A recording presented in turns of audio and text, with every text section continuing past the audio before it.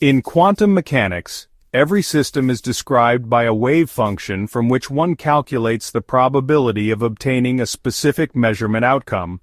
From this wave function, you can calculate, for example, that a particle that enters a beam splitter has a 50% chance of going to the left and a 50% chance of going to the right. But once you have measured the particle, you know with 100% probability where it is. This means that you have to update your probability and with it, the wave function.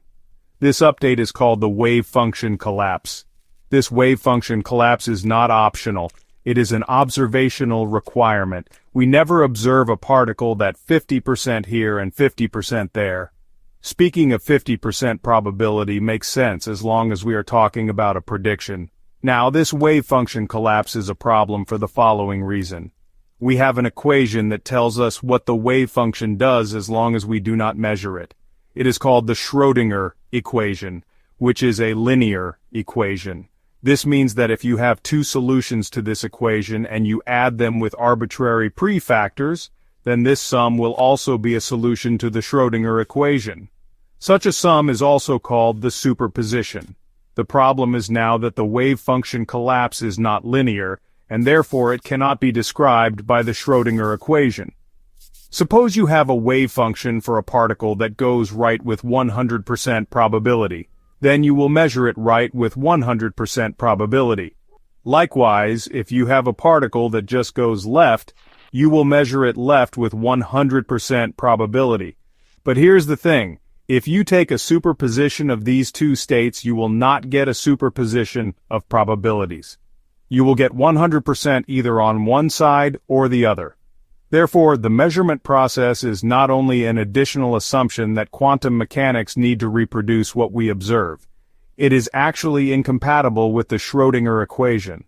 Now, the most obvious way to deal with, that is to say, well, the measurement process is something complicated that we do not yet understand, and that the wave function collapse is a placeholder that we use until we figure out something better. Yet, most sign up for the Copenhagen interpretation, which in a sense says that you are not supposed to ask what happens during measurement.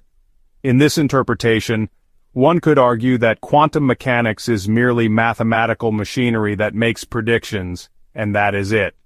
The problem of the Copenhagen interpretation and similar interpretations is that you require you to give up the idea that what a macroscopic object like a detector does should be derivable of its microscopic constituents.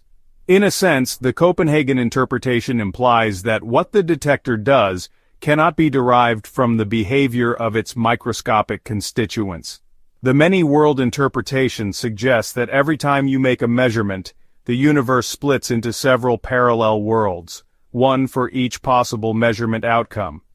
In the many-worlds interpretation, if you set up a detector for a measurement, then the detector will also split into several universes. Therefore, if you ask what will the detector measure, then the answer is that the detector will measure anything that is possible with probability 1. This, of course, is not what we observe. We observe only one measurement outcome.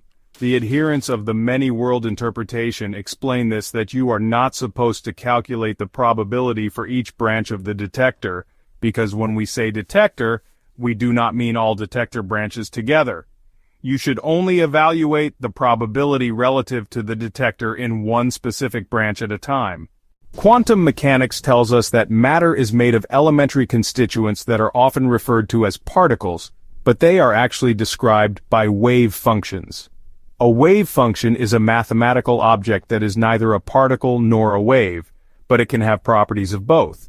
The curious thing about the wave function is that it does not itself correspond to something which we can observe. Instead, it is only a tool that helps us to calculate what we do observe. To make such a calculation, the quantum theory uses the following postulates and properties. As long as you do not measure the wave function, it changes according to the Schrödinger equation. The Schrödinger equation is different for different particles, but its most important properties are independent of the particle.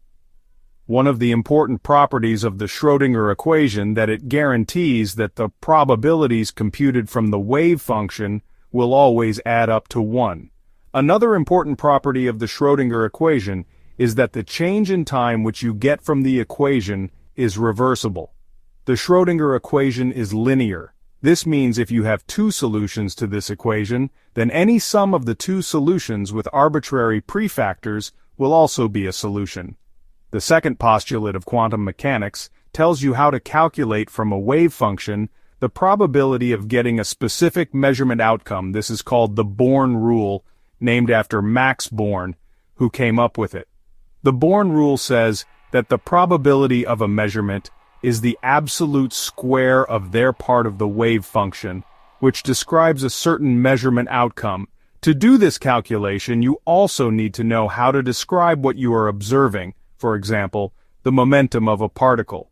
The measurement postulate is sometimes called the update or the collapse of the wave function. This postulate says that after you have made a measurement, the probability of what you have measured changes to 1. This is a necessary requirement to describe what we observe. If you do not update the wave function after measurement, the wave function does not describe what we observe. We do not ever observe a particle that is 50% measured. The problem with the quantum measurement is that now the update of the wave function is incompatible with the Schrödinger equation. The Schrödinger equation is linear, which means if you have two different states of a system, both of which are allowed according to the Schrödinger equation, then the sum of the two states is also an allowed solution. The best known example of this is Schrödinger's cat, a state that is a sum of both dead and alive. Such a sum is what physicists call a superposition. We do, however, only observe cats that are either dead or alive. This is why we need the measurement postulate. Without it, quantum mechanics will not be compatible with observation. The measurement problem is not solved by decoherence. Decoherence is a process that happens if a quantum superposition interacts with its environment. The environment may be air, or even in a vacuum. You still have the cosmic microwave background radiation. There is always some environment. This interaction with the environment eventually destroys the ability of quantum states to display typical quantum behavior, like the ability of particles to create interference patterns. The larger the object, the more quickly its quantum behavior gets destroyed. Decoherence tells you that if you average over the states of the environment because you do not know what they do, then you no longer have a quantum superposition. Instead, you have a distribution of probabilities. This is what physicists call a mixed state. This does not solve the measurement problem because, after the measurement, you still have to update the probability of what you have observed to 100%. Decoherence does not tell you to do that. One of the issues with the measurement postulate is that the behavior of a large thing like a detector should follow from the behavior of the small things that it is made up of. But this is not the case, so that is one of the issues. The measurement postulate is incompatible with reductionism. It makes it necessary that the formulation of quantum mechanics explicitly refers to macroscopic objects like detectors, when really what these large things are doing should follow from the theory. Some people seem to think that you can solve this problem by a sort of reinterpreting the wave function as encoding the knowledge that an observer has about the state of the system. This is what is called a Copenhagen or Neo-Copenhagen interpretation. Now, if the wave function merely describes the knowledge an observer has, then you may say, of course, it needs to be updated if the observer makes a measurement, which is very reasonable. But this also should refer to macroscopic objects like observers and their knowledge. And suppose you want to use such concepts and postulates in your theory. In that case, you are implicitly assuming that the behavior of observers or detectors is incompatible with the behavior of the particles that make up the observers of detectors. This requires that you explain when and how this distinction is to be made. The many worlds interpretation does not solve the measurement problem briefly, because it has to use a postulate about what a detector does, as explained in previous videos on our channel based on the book The Big Defreeze of the Universe, Analogies and Thought Experiments by Muhammad Hassan Algari. The Two Worlds Interpretation. To help understand the idea of the two worlds interpretation and how it could be a good candidate for a solution for the measurement problem, we will go back to the notebook thought experiment introduced earlier in our channel based on the book, The Big Defreeze of the Universe, Analogies and Thought Experiments by Muhammad Hassan Al-Ghuri. The analogy goes that we have a notebook of, let's say, 120 pages of holographic two-dimensions films. These 120 pages would be representing our multiverses, so all the possible universes are within this notebook, including our universe. If you look at the two-dimensional holographic page of our universe, you would not be able to tell what this thing is a hologram of, unless you shine a light on it, to see the three-dimensional representation of reality of this holographic film. Technically, you are outside the space-time of this holographic film, and probably you are not governed by the laws of this holographic film, including the laws of quantum mechanics. You would be shining light from outside it. The idea is that we have two worlds. The first one is in our universe on that two-dimensional holographic film having quantum mechanical behaviors. The other one is totally outside the notebook, our universe or multiverse, and its space-time parameters. It does not follow the quantum mechanical behavior. The version of you in our universe is an observer with constituents following the quantum mechanical behavior, which requires the second version of you in the other world, with constituents that do not have quantum mechanical behavior. Even if the idea of the multiverse is eventually proven correct, according to the proposed two worlds interpretation, the multiverse will not necessarily imply that there are many versions of you doing all possible scenarios.